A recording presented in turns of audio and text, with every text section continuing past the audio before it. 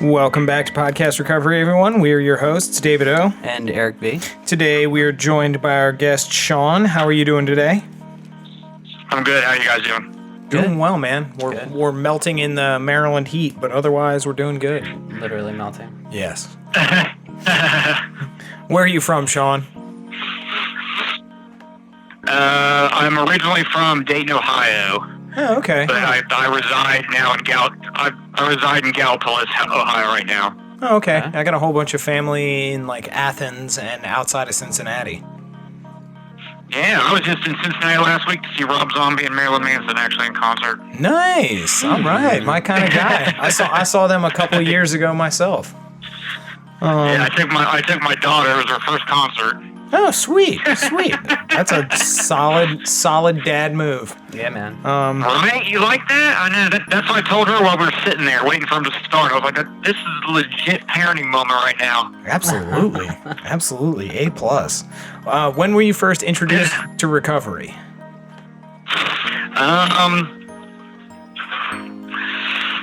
Let's see. I have tried recovery before. This is the longest period I've ever been continuous in recovery. Nice. My wife and I had tried numerous times on our own in Dayton to get clean on our own, and we just weren't able to do it. So then we made the big move and got in a car in the middle of the night and moved 2.5 hours away to Gallipolis, and now this is the longest we've been in recovery, is this past 6 years. Nice. All right, that was going to be my next question. How long have you been clean? 6 years? Yeah, February 16th, 2013 is our clean date. Do you share a clean date? Both of you the same one? Well, we do have the same clean date, but my wife, she, as you guys will find out when you talk to her, she practices complete abstinence, and I use an MAT. So she considers her clean date to be a little bit different than mine. Okay, that's cool. But that is when February 16th, 2013 is when we first came down here. I consider that my clean date. But she has another clean date with her complete abstinence. Okay, cool. So, but you guys can find that out later on. Yeah, we'll get that. We'll get into that with her. All right. Well, with all that out of the way, we'll turn it over to you to share your story with us. So take it away. Okay. Like I said, we had been prior to February 2013. We'd been doing drugs for over a decade. My wife and I have been together for almost 20 years now. So we spent our entire time clean and using together. I was a restaurant manager in Dayton. And that's how we all got introduced to, drugs, and everything started going south when I lost my first job because of drugs. And can I ask you a quick question? Yeah. Okay, I'm in the restaurant industry as well, and the restaurant industry is like notorious for having people with drug problems. Why is that?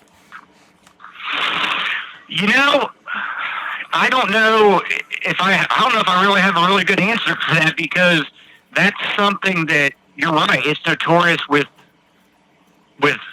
drug problems, and I don't know if it has to do with a lot with you get introduced to the bar scene.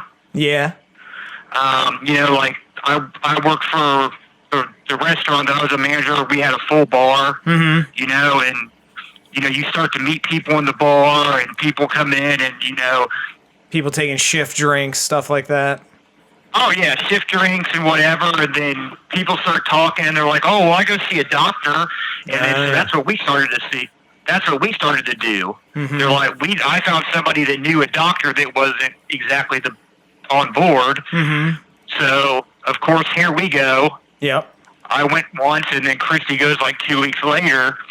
So now we've got, we've got 2 full scripts within a week of each other.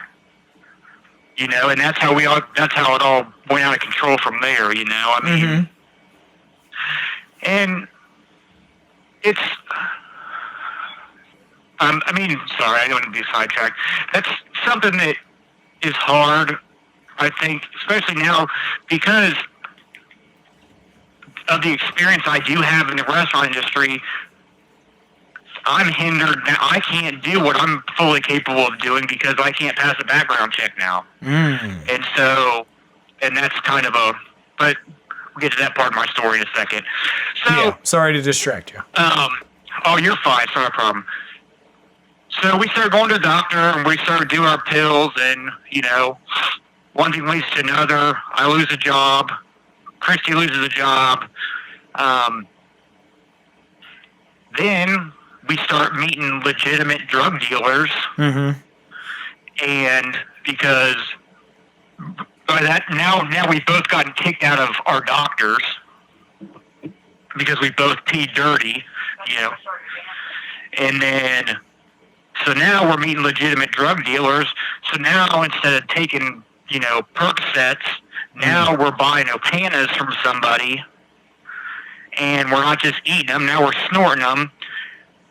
And then, well, we're doing good because we're not doing anything else. Well, guess what? Opanas are too expensive now, so now we're buying heroin. But we're just snorting to start out with, Yeah. Well, that lasts for not very long, and next thing you know, you're sticking a needle in your arm multiple times a day. And now my wife is. I'm out of work. We have 2 children. Now my wife is stripping. Ooh. And and doing side jobs and whatever. And that's something that so I don't feel like I'm a man. I don't feel like I can take care of my family, but I'm trapped in this cycle of using drugs. Yeah. That I can't get my shit together. But, so for those many hours in between me taking a shot, I'm in complete wallow world, upset because my wife's out doing these horrible things. So I can stay not sick, but you know what I'm saying, well. And, now we're losing our house. We're losing all of our, we're losing our stuff. Now we're living in hotels. We lived in a dope house for a while. We actually moved in with our dope boy for a period of time. And so that didn't help the situation out any at all. No. Shit, I just had to get up out of bed and walk downstairs and be like, hey, dude, let me get something, So things are just spiraling down and farther down, and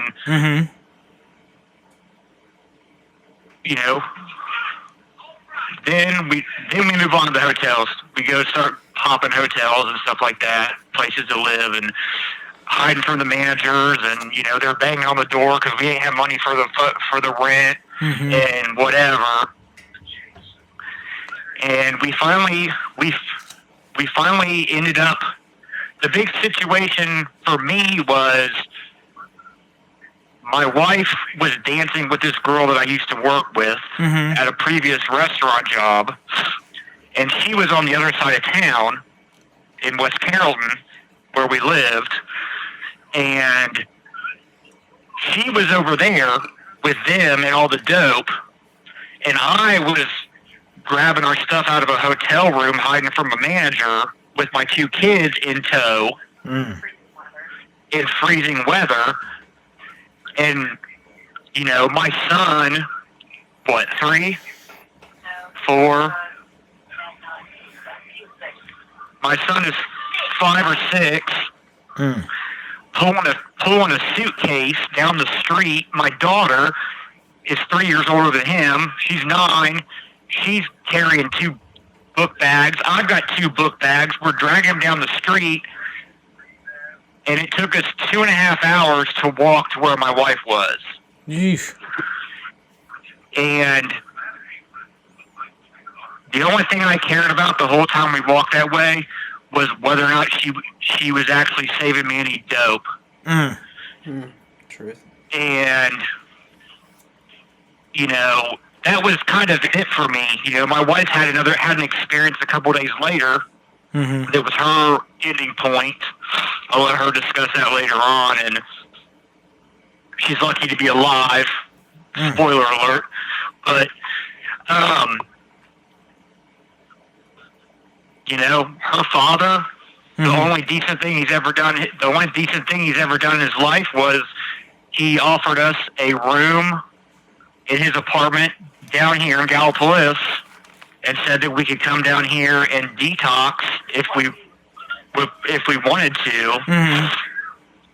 And then, so after my wife's experience a couple of days later, we called her dad on Thursday morning. Saturday night, all of us were getting in the car in snowy weather to move 2.5 hours away from our home. We each had a backpack and a pillow between the 4 of us. At that point, that's all we had left of all of our stuff. Wow. And we came down here and went through 7 days of hell, going cold turkey. Oh, yeah. Locked in a bedroom pretty much. On top of that, her father was actually using dope in the house. As fucked up as that sounds, that's legit. He did offer us a room, but he didn't tell us that he was doing dope too. So that's a huge, that was a horrible couple months, And we got clean, we detoxed, we each took our turn thinking about killing ourselves in the middle of the night. We each had our turn crawling around on the ground, crying and puking and, don't touch me. And, it's hell. We fought our way to hell. Yeah. And, about after I've been detoxed for 9 days, and her dad was like, well, you need to get a job. Well, okay, we're in the middle of nowhere with no car. I don't have a car. So now her grandparents, who live half an hour away, are coming to get me to help me find a job. Because her family lives down here. And I went, and 9 days detox. I got a job at McDonald's in Rio Grande. And that's just started the journey of fighting back. Spent a couple years at McDonald's. I was a manager at one point. Then I left that job and we moved to town, which I know sounds weird, but Gallipolis is the town in consideration of Rio Grande. That's the city. I mean, that's not. I'm a city boy. This is not the city. This is the country. You know what I'm saying? Even now, everyone's like, "Oh, we're in the city." I'm like, "No, we're not. This is the Dayton and Cincinnati and Columbus. Those are cities." Yeah. And we finally found a nice apartment. The apartment that we're living in now. We've lived here for 4 years, and this is the most stable we've been for a long time. we fought back from nothing. You know, we started back. Like I said, we started out down here with a pillow and a backpack full of clothes, each of us. Yeah.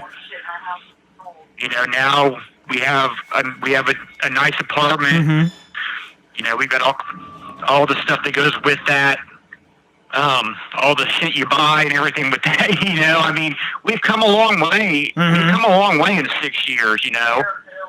Mm-hmm. You know, our bills our bills get paid on time.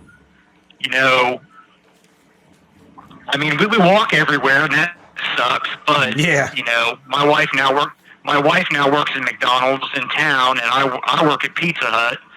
Nice. But you know, it's hard because I didn't know a whole lot about this area prior to coming down here, and other than the visits to see her grandparents and stuff.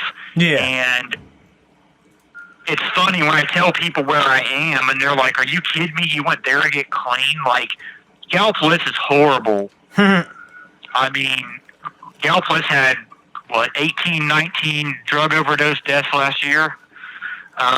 It's not one of the highest, obviously, in Ohio, but it wasn't one of the lowest either. Yeah.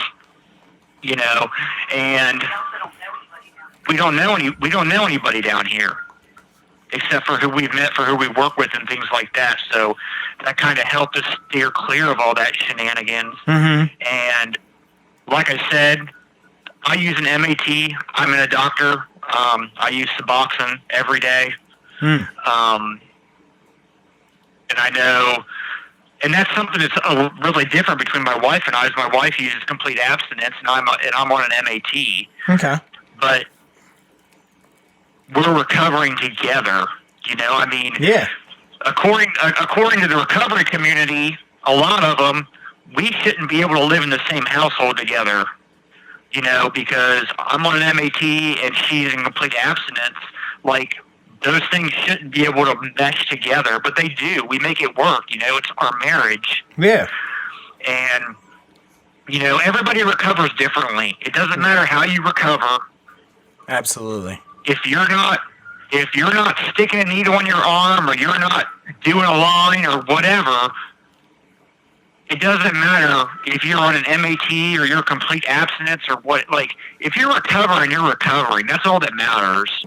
And that's the reason why we started the Addicts family, you know, because we wanted to show people that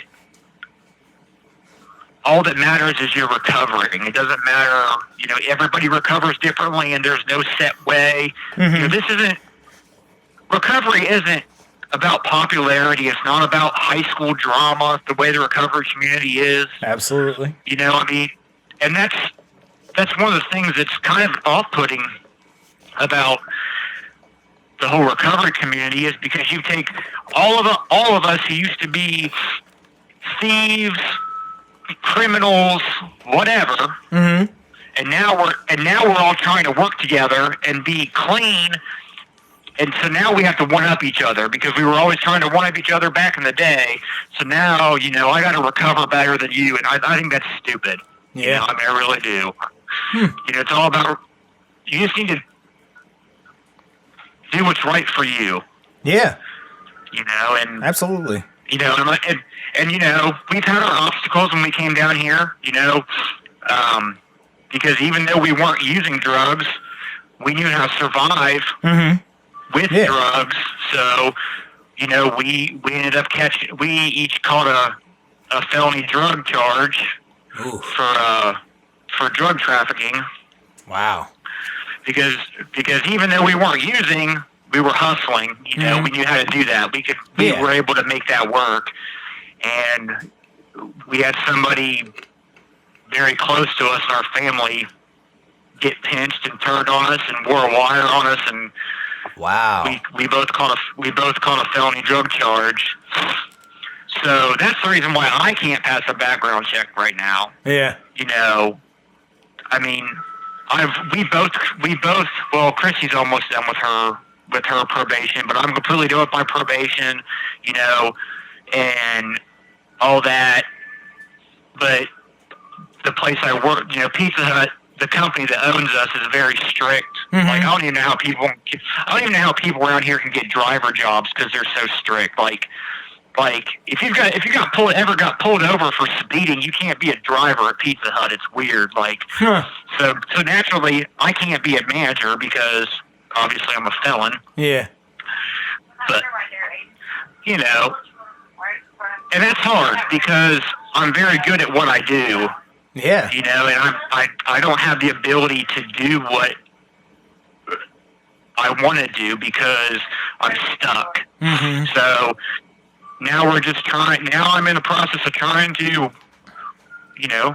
I fight every day to stay, well, I don't want to say I fight every day to stay clean, but, you have your struggles, you have your days, and, I'm working towards getting my driver's license back. Once I do that, that's going to be a big help. Yeah. And,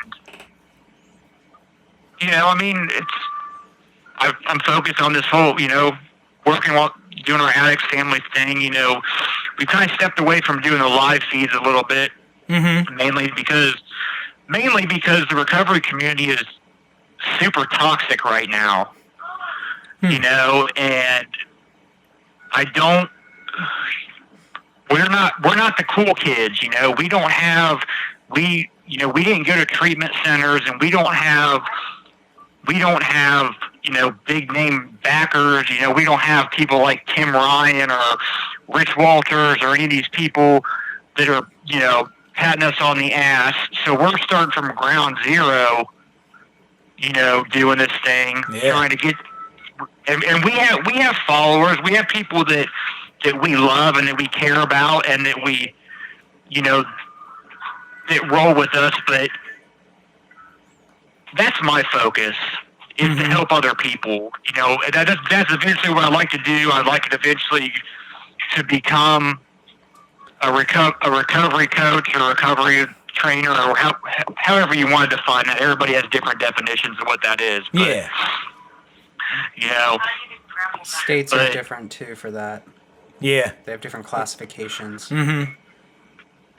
I mean, it's weird. Everybody has a different. There you get your peer counselor, your recovery coach, recovery counselor. I don't know. Yeah. But that's what I'd like to do. I'd like to be able to. I like helping people. We've helped people. We've helped people get into treatment. We've helped people stay clean for periods of time. Once I got clean, I realized that I did it. I made it for a reason. The ability, the fact that I made it through and was able, at this point, is for a reason. I want to be able to help someone else. I want to be able to pull somebody else out of the darkness, because I know it's possible. Yeah. And, self-doubt is one of the biggest problems when it comes to that. I can't get clean. I'm never going to be able to do this. You can do it. And, that's my take on the whole thing.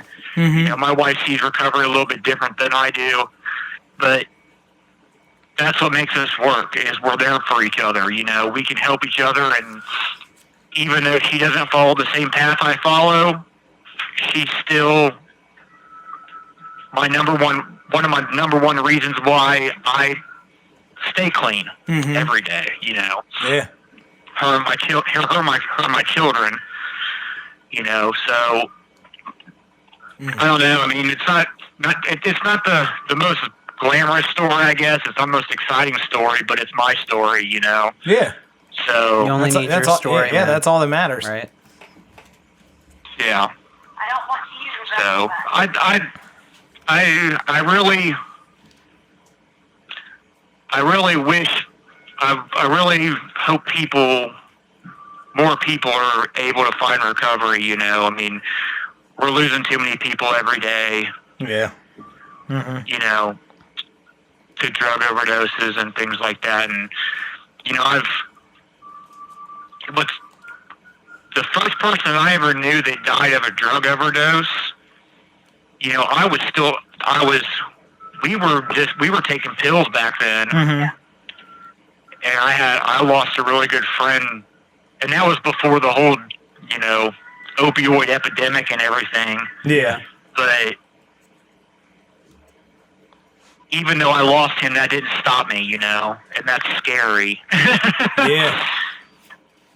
Yeah. But we're doing our best. We're doing the best we can, and I think that we help people from time to time when we are given an opportunity, and this is. I was so excited when I saw you guys' thing, looking for people to talk to, because this is like my dream. Like, I'm kind of like living out my little dream right now, dude. Like, talking to you guys, pretty cool. That's awesome. That's awesome, man. So All right. I appreciate the opportunity and everything. Absolutely, man. It's a pleasure. Of course. All right. Well, I think we got some questions for you. Okay. All right. You want to start, Eric? Sure. You start.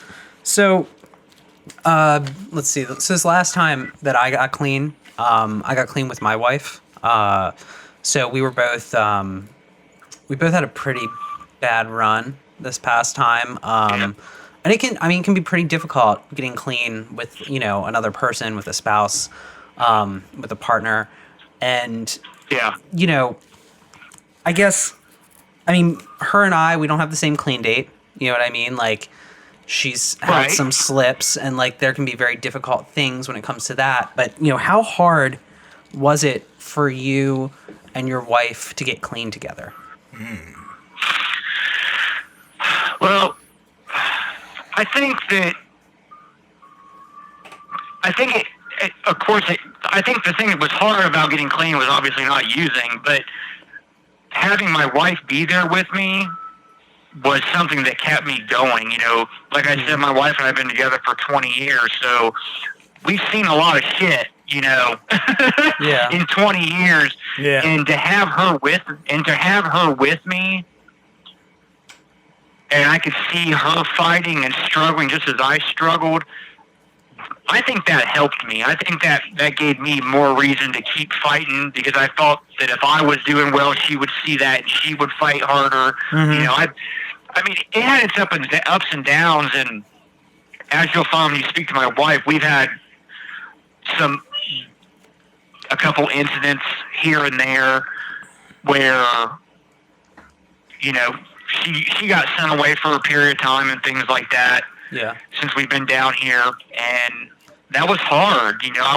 My wife got sent away, and this is the first time I've ever been a single father.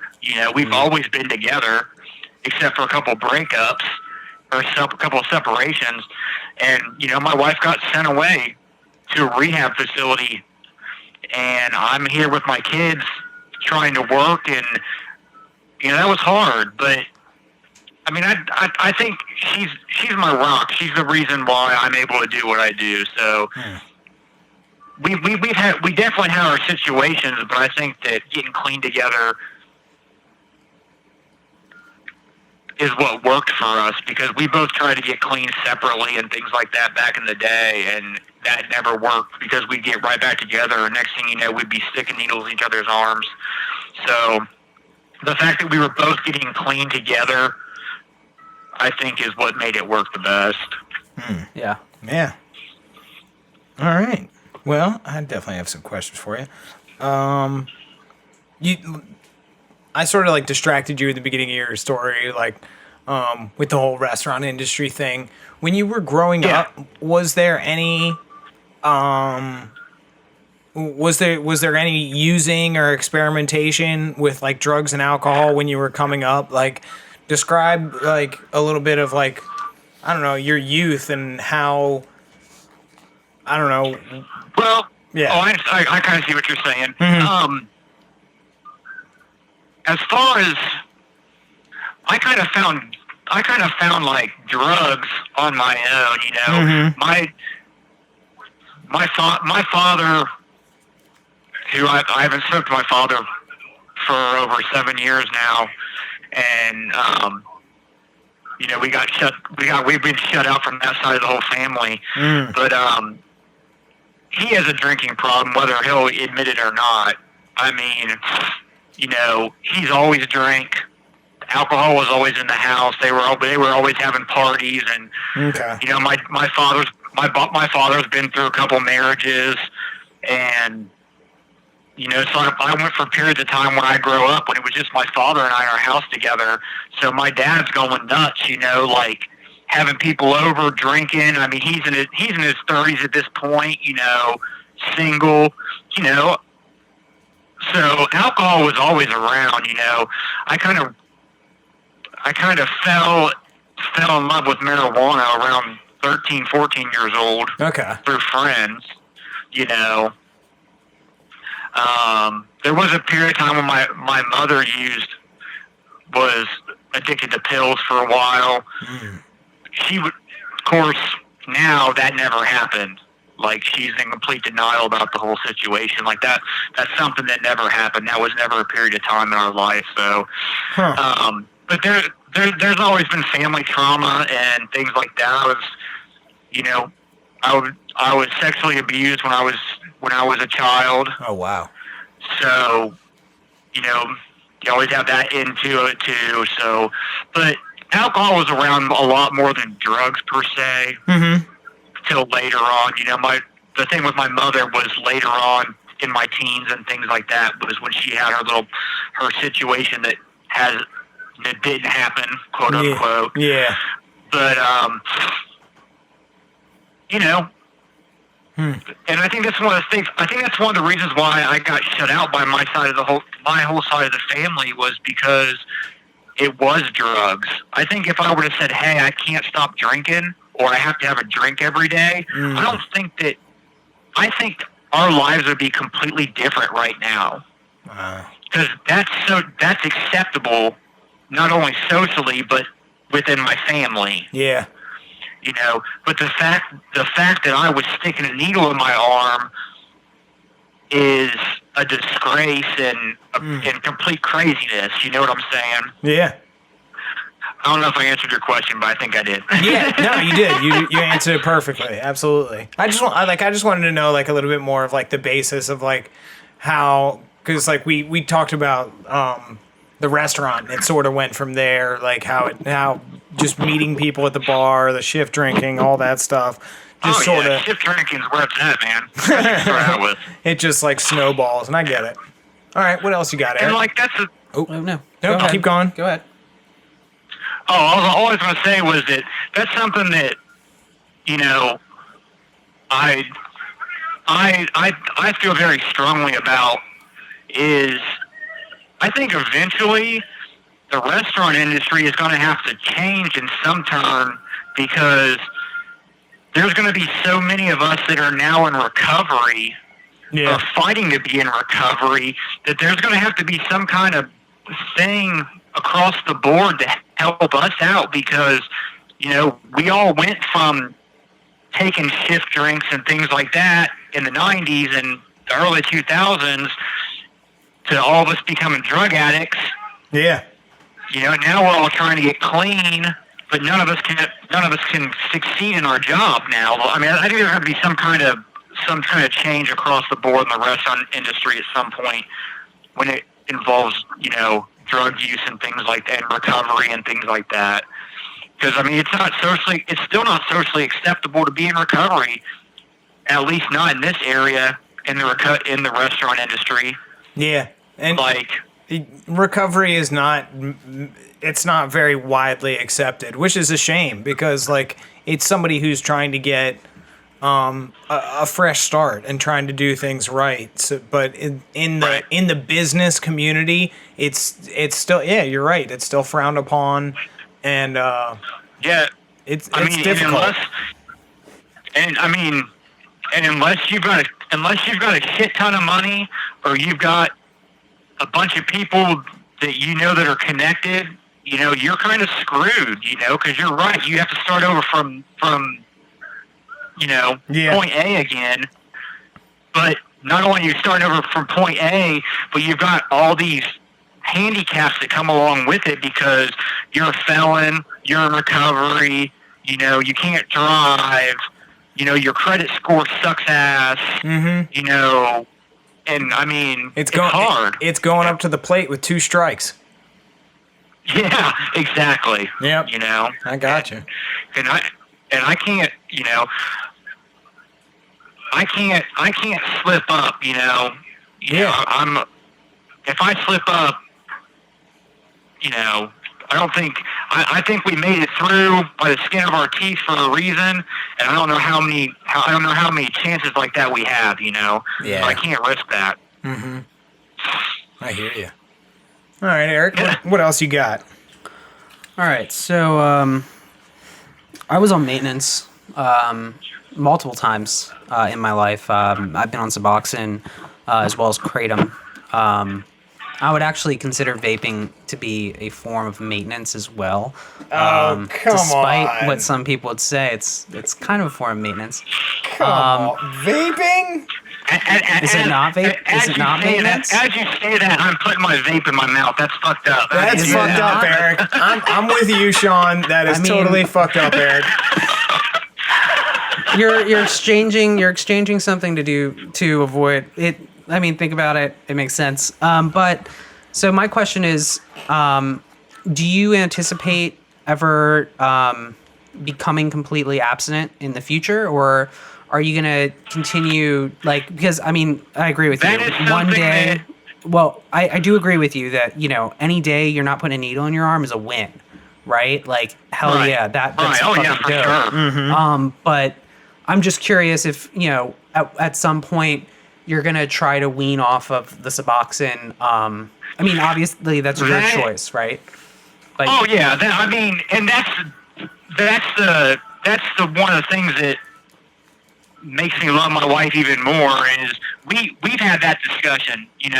When she got what became completely abstinent, she did kind of push on me a little bit towards that direction, and right now do I see myself using Suboxone for the rest of my life? No.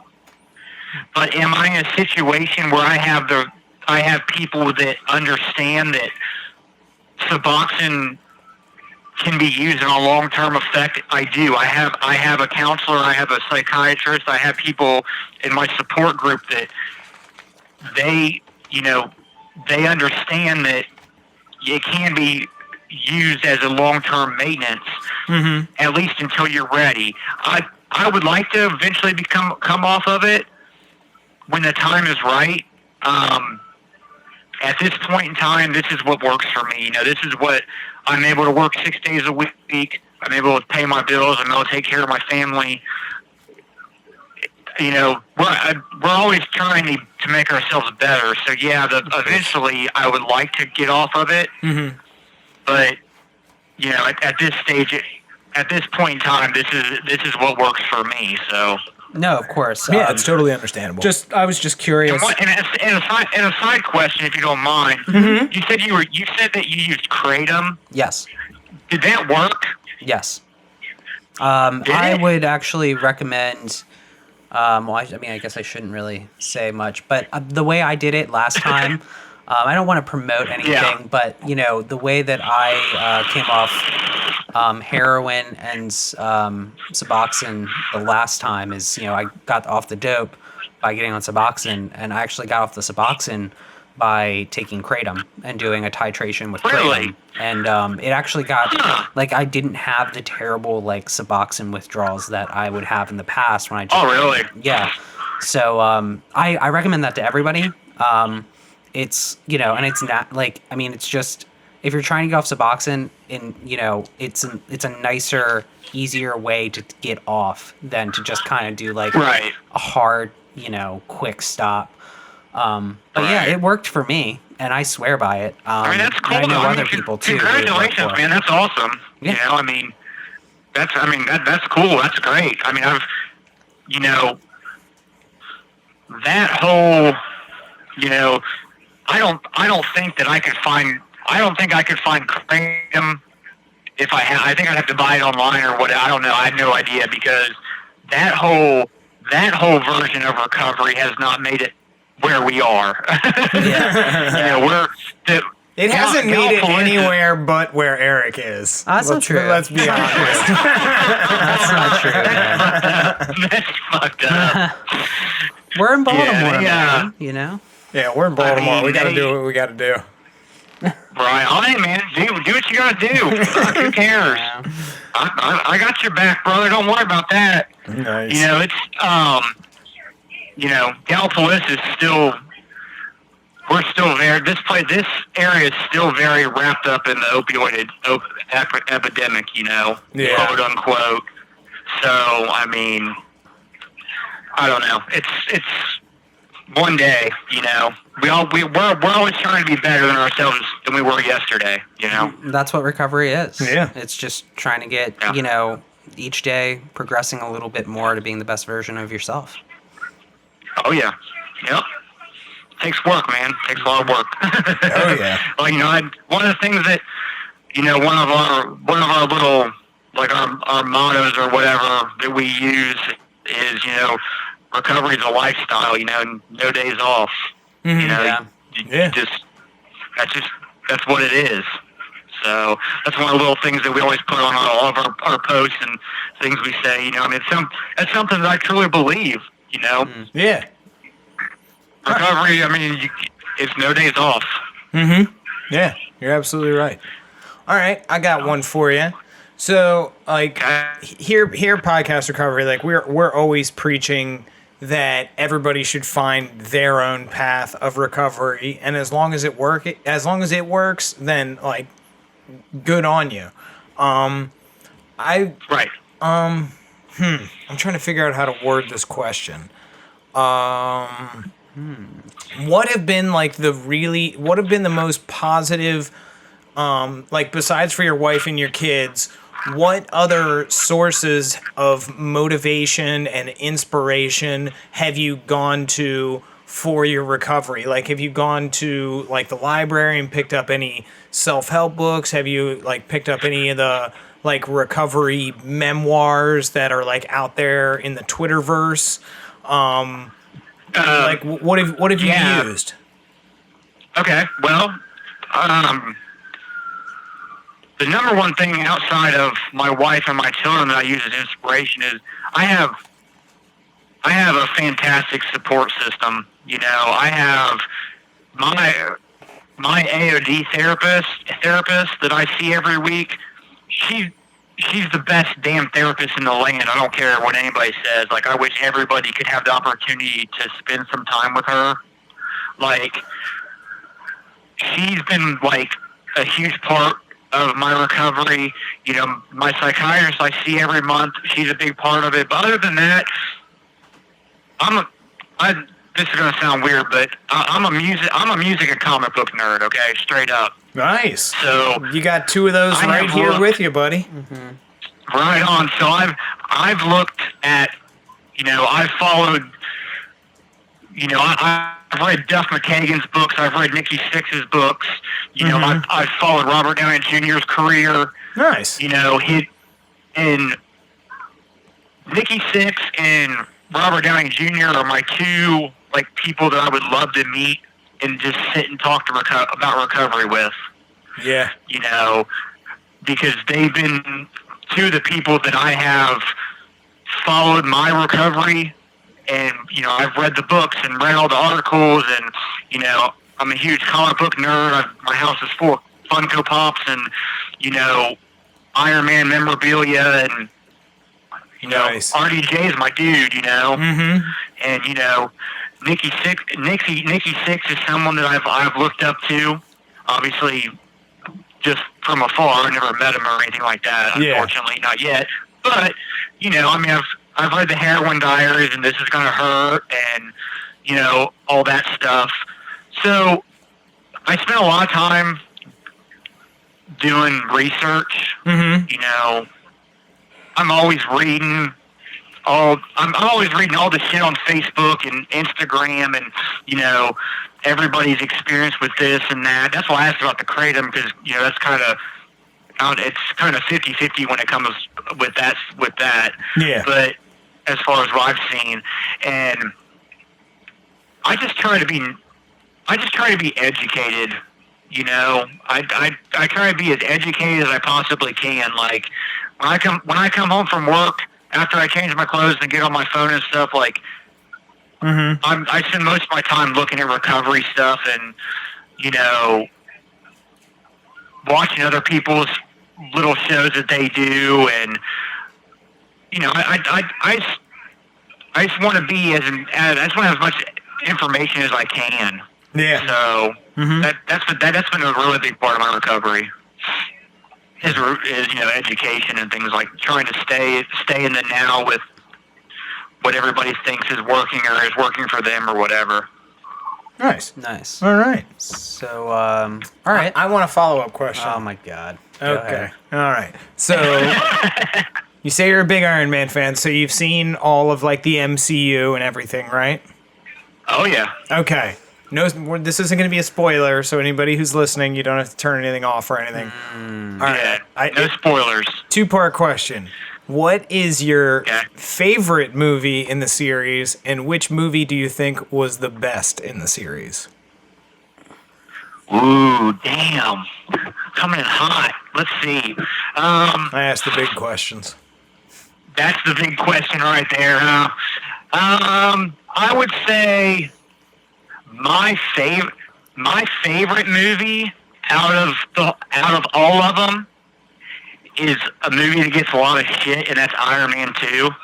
Okay. I love Iron Man 2. Solid movie. That's my personal favorite.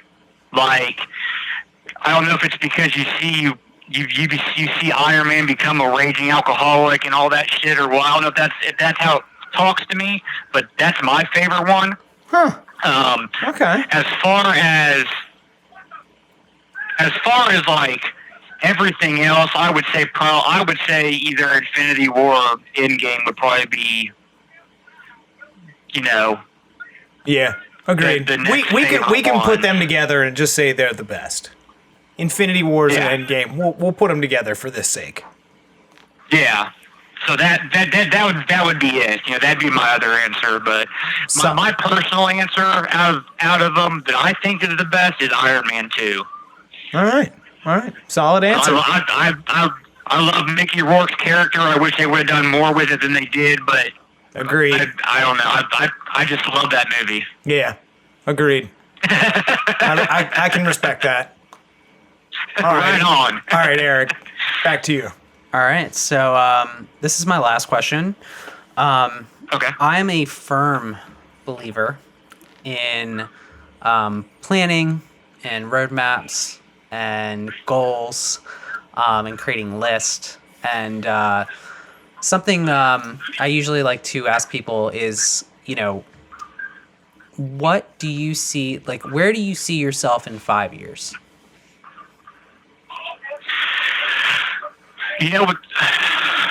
Not this certain. Okay. I agree with you. And what's funny that you asked that question is I actually was talking to my GM at work the other day and was like, when I was back in Dayton and I worked for Buffalo Wild Wings. I worked for a franchise that owned some Buffalo Wild Wings and things like that. And they were really into the whole career planning and all that stuff. We used to sit there and do 5-year plans. And what happened to me, I never wrote down. That was never on any of those pieces of paper. Like when I just sit and talk about what I was going to be in 5 years as a AGM or it was never become a drug addict, lose everything, start over from scratch. It's just so funny that you asked that because I was just talking about that this morning. But as far as where I see myself in 5 years, I mean, and that's a big thing. My daughter will be graduated from high school by then. That's scary. Man, that's a scary one right there. I'd like, have my driver's license back, be mobile again, not have to walk everywhere. I would hopefully I have a job actually within the recovery community. Mm-hmm. That's my ultimate goal. Like like I think like this thing right here, what you guys do, I think that's something that I would love to do. Like that's what you guys are doing right now is like one of my things that I would love to eventually be doing. I want to be able to help as many people as I can. Yeah. Whether that's mobile or working for a treatment center or working for Gallia County where I live or wherever. Mm-hmm. But hopefully it'll be actually submersed into the recovery community, and hopefully I'll be out of the restaurant industry. Knock on wood. Yeah. All right, David. So, but yeah. That's great. That's great. All right, I get to finish it up. All right, let me see. And then we have a fan question. Then we have a fan question. Should we just go to the fan question? Because I think. Okay. Are you Yeah, good? All right. I'm satisfied. All right then. I'd like to end with the Marvel question. All right. You did get your third in with Marvel. All right. So I saved the best for last. so we do have a fan question. So I can actually pronounce this handle. So this is from, and all three of us can answer this question. So this is from @Sam and Dean Fan 1. Should people be ashamed if they relapse? Does anyone want to answer? I say no. No, absolutely not. They shouldn't be No. ashamed. I've No way. relapsed I don't think- multiple times, and I don't Oh, yeah. feel ashamed. You know? No, I think no. There's no shame involved when it comes to if you relapse. If you can, but you have to be able to admit it. You know what I'm saying? Like you can't relapse in secret and hide it from everybody and act like you're still doing the right thing. Like I think You that's gotta be where I have a honest, problem right? with it. You got to be honest You with have to be yourself and with honest. others. Yeah. Exactly. Without that honesty, I think that's where the shame comes in. If you can't be honest with your situation, because if you're not being honest with it, then you're not. I mean, that's going to keep you from finding recovery again. Yeah. You know, I think that's going to be something that's going to hinder you in that area. Yeah. So, no, I don't think there should be any shame involved in it. Yeah. But Yeah. at the same time, I don't think it should be. I don't. At the same time, I don't think that. I don't think you should be. I don't think you should tell people that relapse is part of recovery, though. I don't like that. I don't like that statement. Yeah. Agreed. All right, I'm actually raising. You are literally. I'm fucking literally. raising I'm your raising hand. my hand. Are like you this in is third grade. class? I am. Do you need me to call on you? Mr. Eric? Can I answer? All right, yeah, go Can I right answer? ahead. Okay, Go thank right you, Eric. ahead. Thanks, Mr. V. In my mind, I have a really good answer to this, so let's see how this comes out of my mouth. I understand both sides of the coin when it comes to the shame question of a relapse. Personally, I'm a one-timer. I've never relapsed, but I can understand, like, I've made mistakes in recovery, and I've personally felt the shame attached to those mistakes. And Oh yeah. so that's an understandable. On the inward side, I can understand the shame that's attached to an individual who relapses. Do they necessarily need to feel that shame? Maybe yes, maybe no.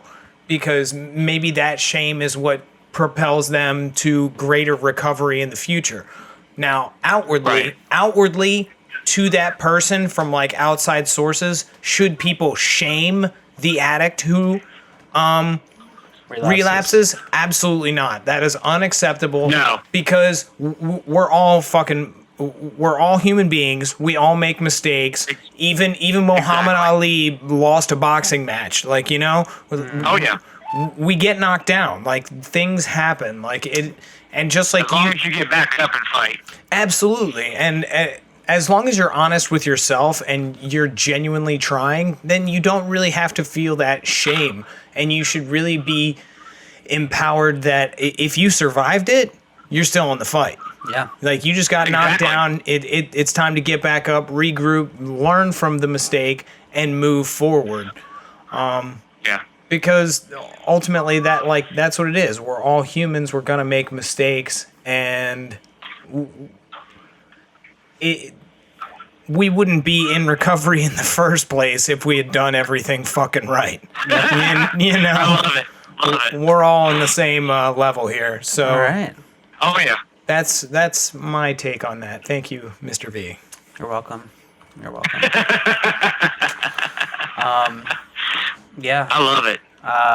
I mean, I've relapsed multiple times, so it's I relapsed. You wouldn't be who you are today without your relapses. I actually thoroughly believe I needed my relapses. Yeah, So I'm not like we're Yeah. not saying here it's It's necessarily not necessary for everyone, but I For some people, personally yeah. needed it.